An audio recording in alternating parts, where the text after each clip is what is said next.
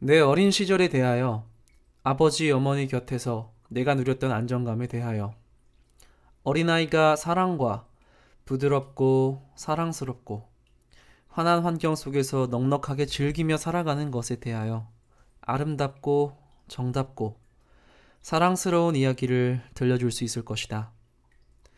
그러나 내 인생에서 나에게 흥미있는 것은 오직 나 자신에 이르기 위하여 내가 내디뎠던 걸음들 뿐이다.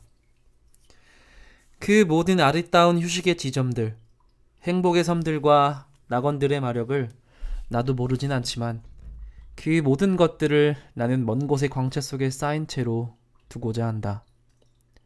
그곳에 다시 한번 발 디딜 욕심을 내지 않는다. 그래서 이 이야기가 아직 내 소년 시절에 머무르는 동안 더 할 이야기는 오직 어떤 새로운 것이 나에게로 닥쳤는지, 무엇이 나를 앞으로 몰아갔는지, 또 나를 찢어내었는지, 그런 것에 대한 것뿐이다. 이런 충격들은 늘 다른 세계로부터 왔고, 늘 두려움과 강압과 양심의 가책을 수반하였다. 그것들은 늘 혁명적이었다. 내가 그 안에 그대로 머물고 싶었던 평화를 위협했다. 허용된 밝은 세계에서는 숨기고 은폐해야 하는 하나의 원시적 충동이 내 자신 속에 살고 있다는 사실을 새롭게 발견해야만 했던 시절이 왔다. 어떤 사람이나 그렇듯이 천천히 눈뜨는 성에 대한 감정이 나에게도 하나의 적이자 파괴자로, 또 금기로, 유혹과 죄악으로 들이닥쳤다. 나의 호기심이 찾은 것, 꿈과 기쁨과 두려움이 내게 가져다 준 것, 사춘기의 큰 비밀, 그것은 내 유년의 평화에 감싸인 행복감에는 맞지 않았다. 나는 다른 모든 사람들처럼 행동했다. 이제 더는 어린아이가 아닌 아이의 이중생활을 영위했다. 내 의식은 집안의 허용된 세계 속에 살았으며 어렴풋이 솟아나오르는 새로운 세계는 부정했다. 그러나 동시에 나는 꿈, 충동, 은밀한 소망들 속에서 살았다.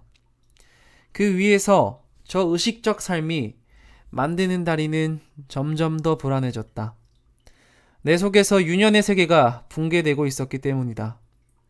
거의 모든 부모들처럼 우리 부모님들도 말없이 덮어두며 눈뜨는 생명의 충동을 모른 척하였다.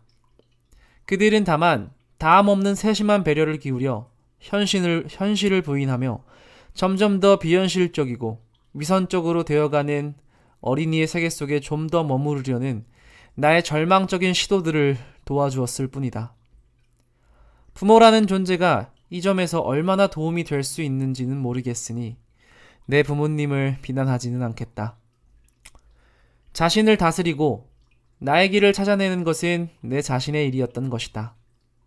그런데 나는 유복하게 키워진 대부분의 사람들이 그렇듯이 자신의 일을 잘 해내지 못했다. 누구나 이런 어려움을 겪는다. 평범한 사람들에게 있어서 이것은 인생의 분기점이다. 자기 삶의 요구가 가장 혹심하게 주변 세계와 갈등에 빠지는 점, 앞을 향하는 길이 가장 혹독하게 투쟁으로 쟁취되어야 하는 점이다.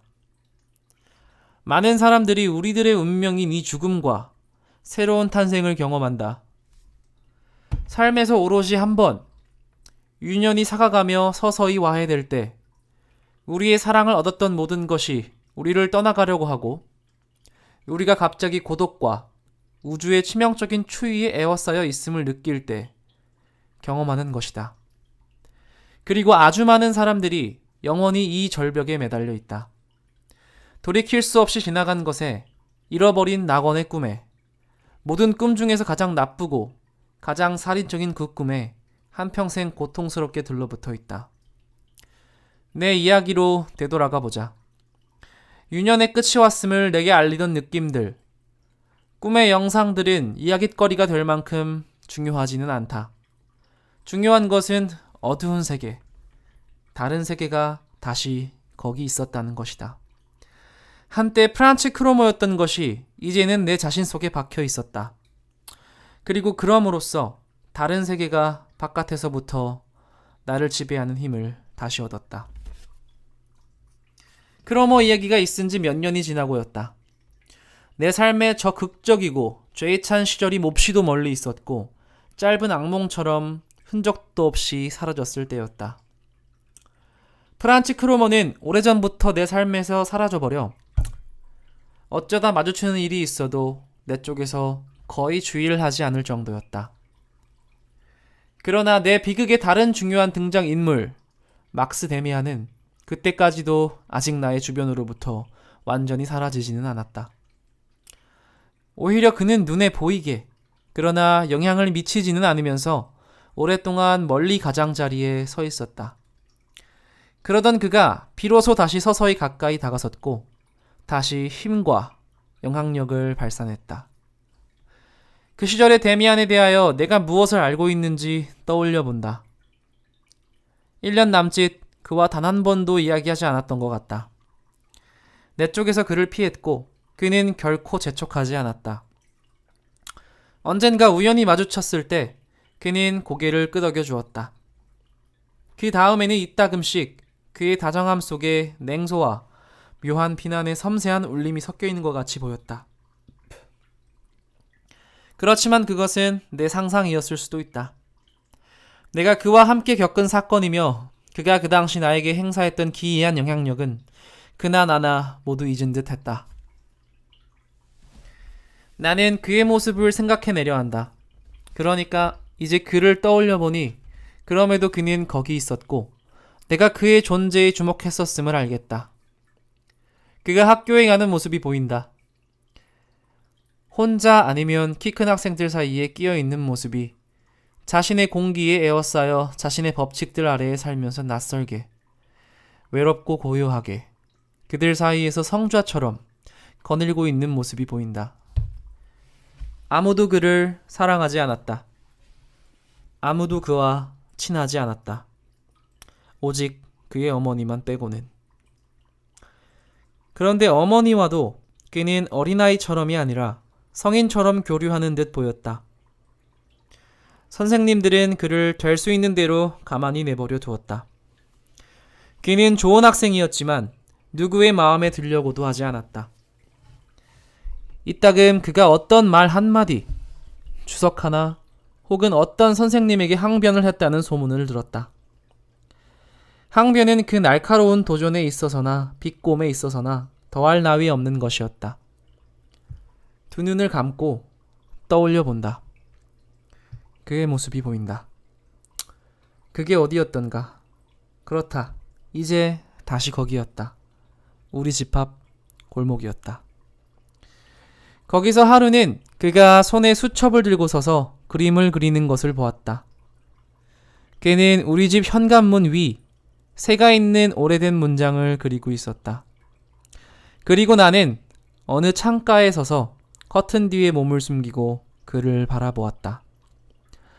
문장을 향한 그의 주의력에 찬 서늘하고 환한 얼굴을 몹시 놀라워하며 바라보았다.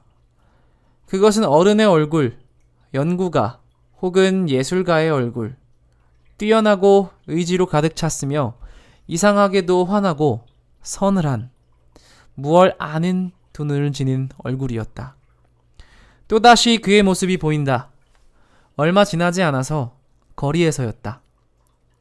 학교에서 돌아오는 길에 우리는 쓰러진 말 한 마리를 에워싸고 있었다.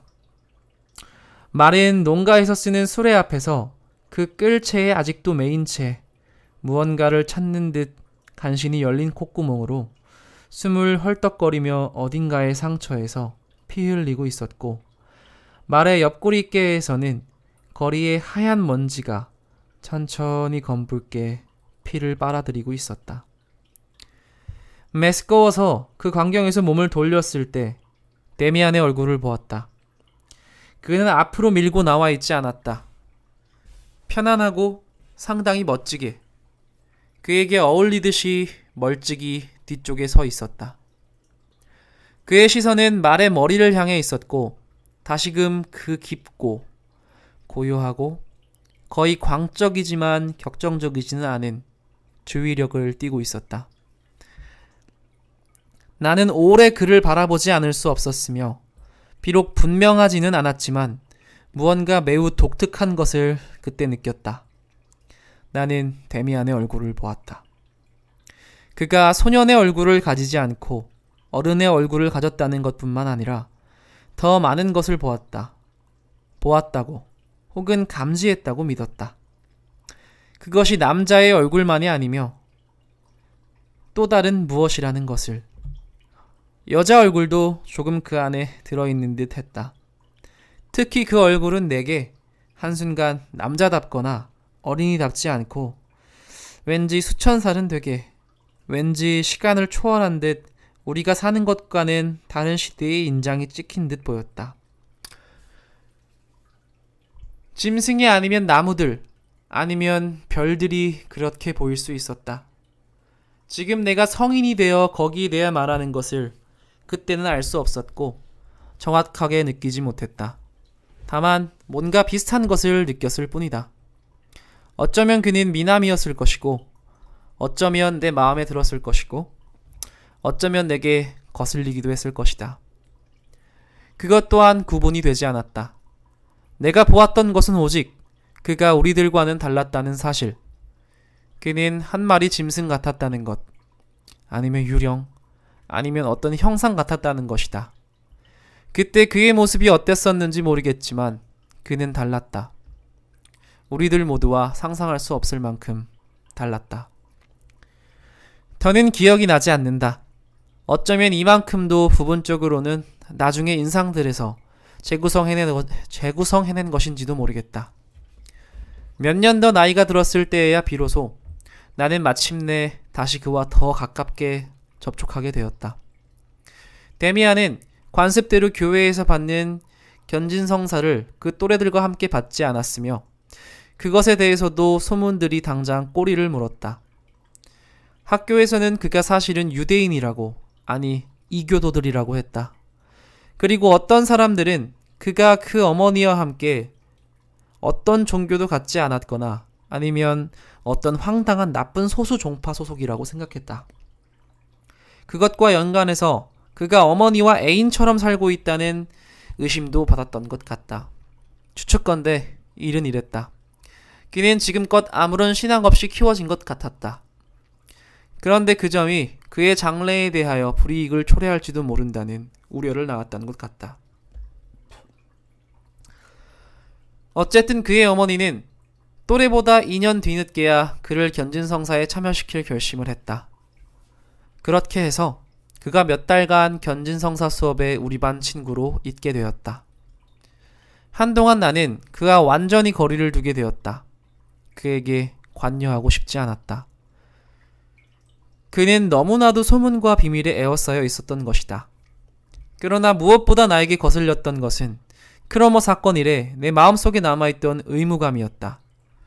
그리고 바로 그 당시 나는 내 자신의 비밀들에 열중하고 있었다. 나에게는 견진성사 수업과 성문제에 결정적으로 눈을 뜬 시기가 일치했던 것이다.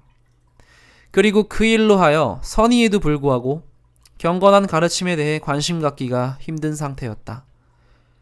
신부님이 말씀하시는 일들은 나로부터 멀리 떨어져 고요하고 성스러운 비현실 속에 놓여 있었다.